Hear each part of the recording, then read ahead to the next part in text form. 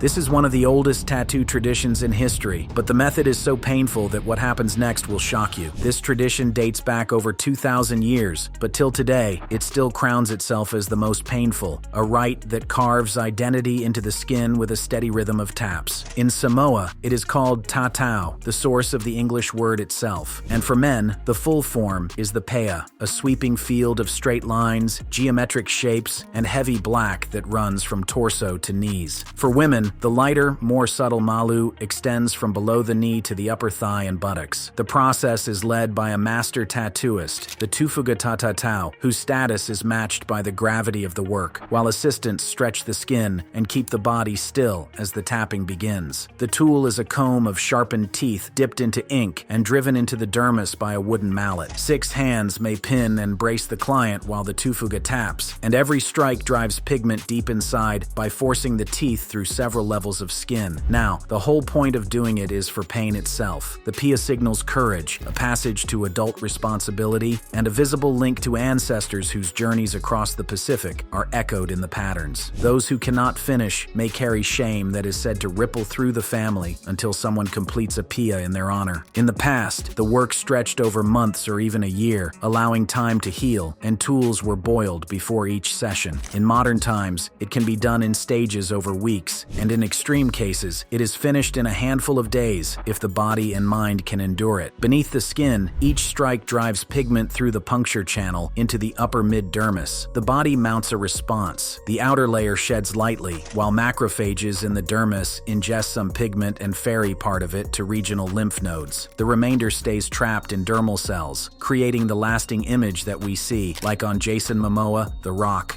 and Rihanna. But with the depth and repetition comes risk. Across centuries, tattoos have been linked to infections from impetigo and cellulitis to deeper pyogenic disasters, as well as non-pyogenic infections and cutaneous diseases that can localize in tattoos. The most feared outcomes are septicemia and gangrene that can end in amputation or death. Complications noted even in 19th century accounts of sailors, inked under dirty conditions. Professional studios later drove those risks down through sterility and standardized equipment, yet traditional settings are not always aligned with those standards, and the very pride in undergoing a cultural rite can delay a person from seeking treatment when trouble starts. A case from Hawaii captures the stakes when the pace is pushed and sanitary control is imperfect. A healthy 46-year-old Samoan man got a traditional pea over 5 straight days at a tattooist's home. Each session lasted over 5 hours. By day 3, his abdomen and thigh were red, swollen, and oozing pus. After several days of fever, chills, and almost fainting, he went to the ER. He had a high fever, low blood pressure, and a fast heart rate. He quickly got worse and needed a breathing machine and strong medicines to raise his blood pressure. Tests showed a very high white blood cell count, heart strain, mild liver injury, acute kidney failure, and MRSA in his nose. After 72 hours of intensive care, he stabilized. On hospital day 18, he was moved to rehab to finish a 4-week antibiotic course. This wasn't the first time. In 1994 in Australia, a man was tattooed with boar's teeth and a kerosene turmeric paste and got a serious blood infection with Pseudomonas and Streptococcus. In Auckland, New Zealand, more traditional tattoos led to clusters of illness, often from poor hygiene and waiting too long for help. A survey linked more cases to a respected artist working in his garage. Tests found the same group A strep on his tools as in a sick patient, so he stopped until he proved his cleaning was safe. Rare infections like diphtheria and the fungus sporotrichosis were also reported. No matter the risks, safer methods exist today, but this one still stands as the most painful tattoo method ever known.